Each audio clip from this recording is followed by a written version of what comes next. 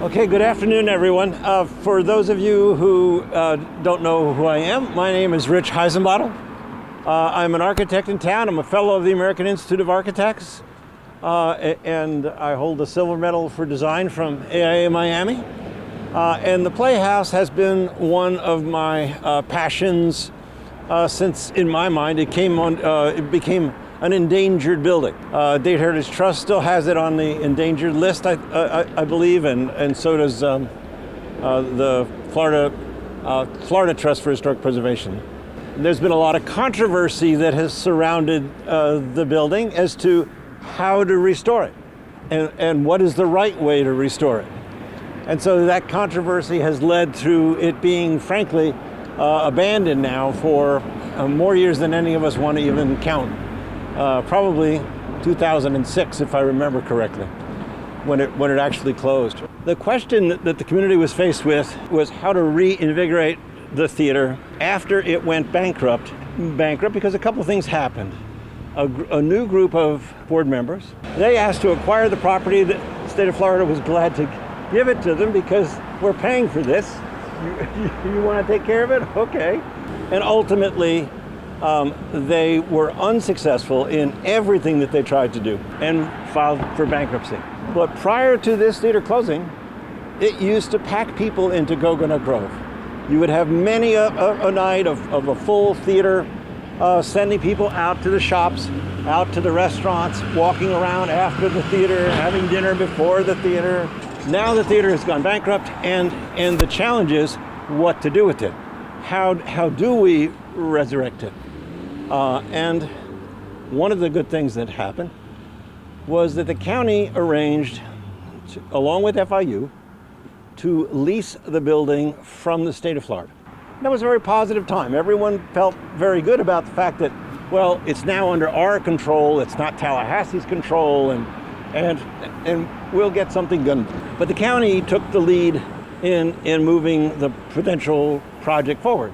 And the county hired Arquitectonica, along with preservation architect George Hernandez, to come up with a plan for how to go forward with the building. And the county had also appropriated $20 million in round numbers, general obligation bond funds, to restore the building. Something that we all voted on. The general obligation bond funds are things that all of us are registered voters got to vote on, and this was one of the products that was listed as the restoration of Coconut Grove Playhouse. So as the project took a very, very long time to progress, finally Arquitectonica was hired, and we found out at that time, to the surprise of many in the community, that the program that the county had written for this was centered around saving only the front facade and demolishing virtually everything behind it, although they'll tell you they're demolishing what they call the front building. There is no front building and back building, there's just the building. The design was to create a space between the front of the building and a new theater that is built in the back.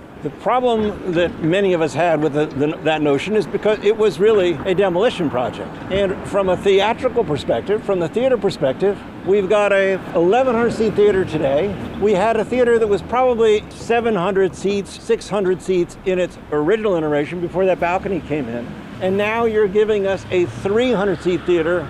A 300 seat theater does not have an economic impact on the merchants of Coconut Grove. They're not going to fill those restaurants. They're not going to fill the shops. It's not going to bring in the kind of plays that we used to have that went from here to Broadway on a regular basis. The Broadway of the South, as this theater was once nicknamed. So it became a very controversial thing. In fact, it got more controversial as we started to uncover the fact that the county really wasn't going to spend its money on the Playhouse itself, or the restoration of the Playhouse, that $20 million that we had put together out of GO bond money. They were going to build more retail shops, more offices, and lease those with 30% of a project that was theatrical in nature, with no educational components to it, and 70% of the project which was retail shops. That got many members of the community very upset. Some retail shops made sense because there was some retail here on the ground floor back in the day.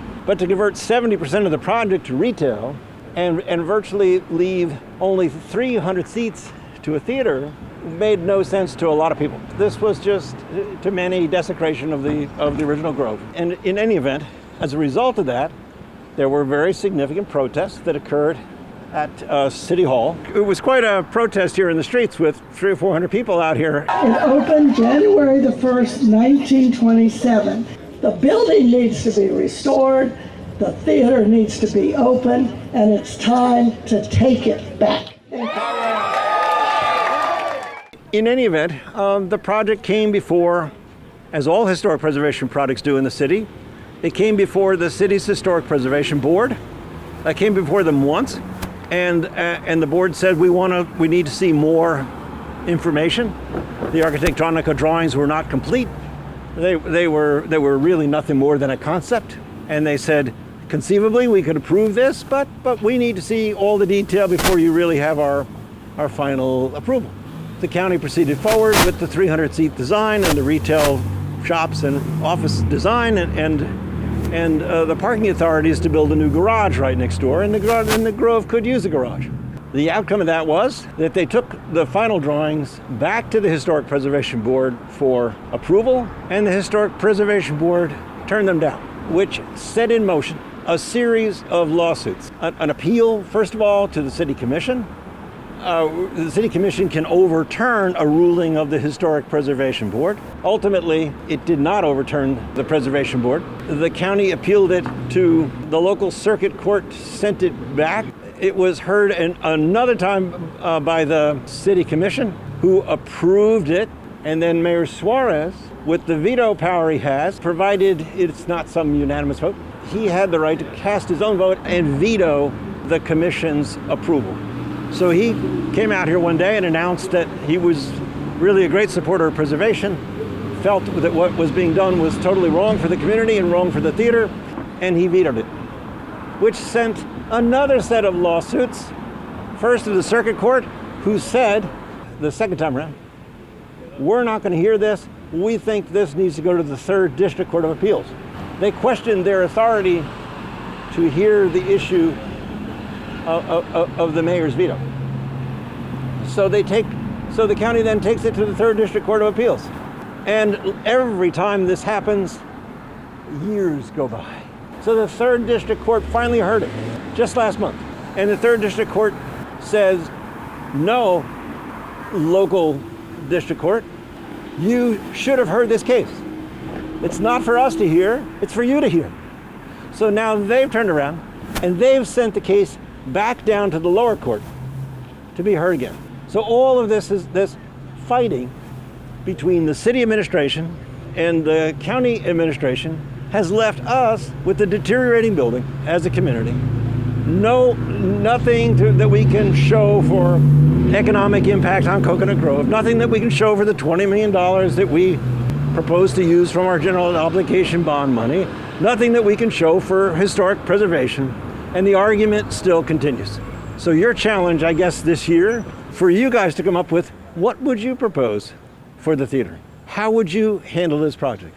Now, what we have in yellow, that's the core of this building. That's 1926. That's what we need. So that allows us to keep the center section, the core of the historic building, the 600-seat theater, and to put the support space on either side of it. We build a new stage house in the back, a stage house that is about 80 or 90 feet wide. All of the support space off on our left side over here, which actually has all of the dressing rooms, the costume shop, and the things that are necessary, the storage spaces that are necessary for modern theater. And it also gave us room on the far corner to add a second theater, a 200-seat studio theater.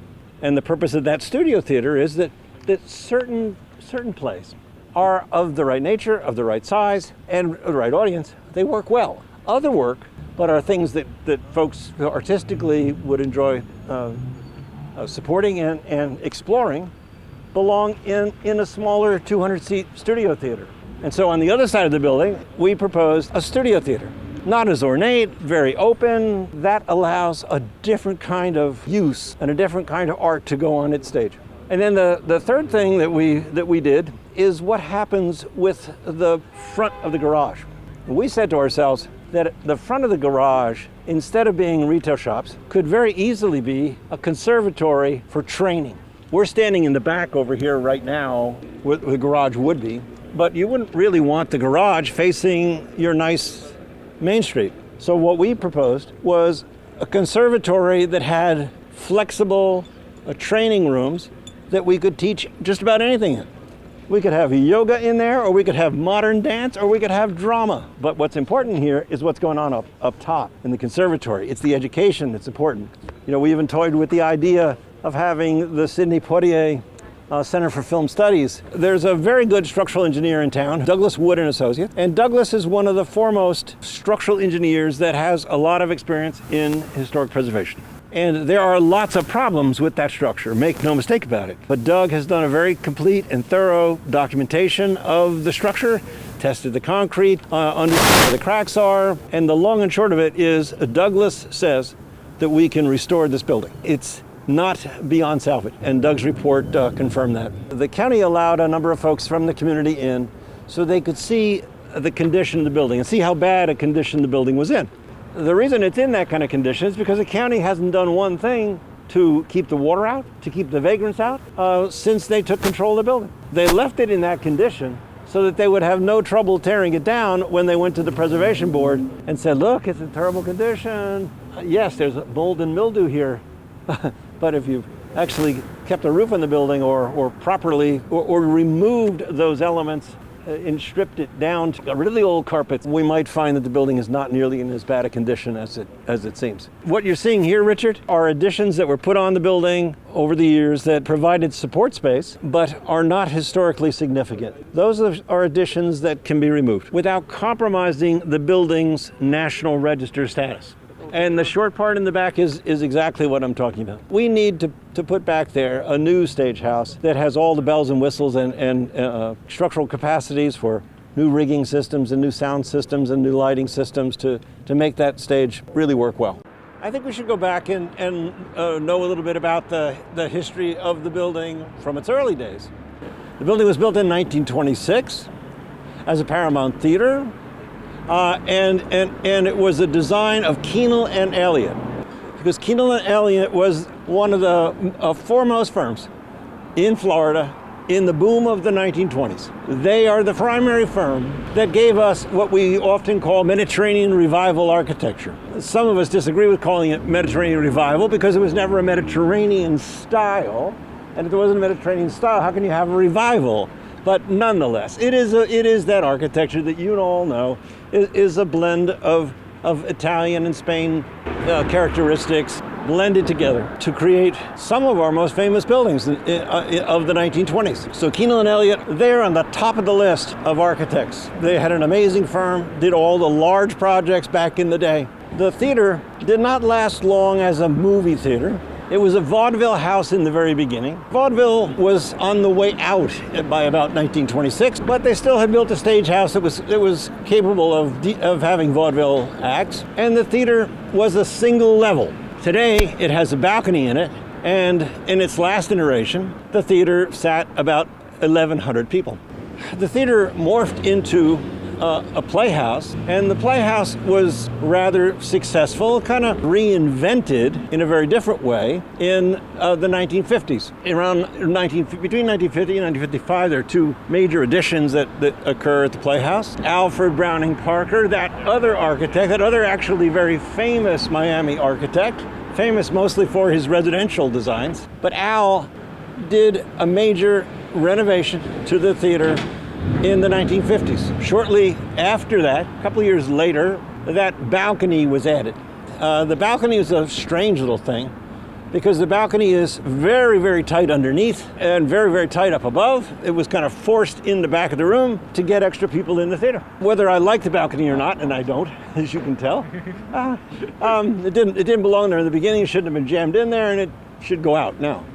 Al Parker left the room, the main hall, the theater itself, in the same shape that it was in when he took it over. The original proscenium arch is in the theater. You're going to see that it is a very ornate, plaster, kind of double-throated arch that is quite exciting. Some of the columns that were in the theater, these twisted columns we see outside the building, Those, you're going to find those same sorts of twisted columns with the classical capitals inside the theater in different styles, and in other ornate, low relief plaster elements that make it a pretty unique space inside the theater. That's what survived. The rest of Al Parker's design, for the most part, is no longer there.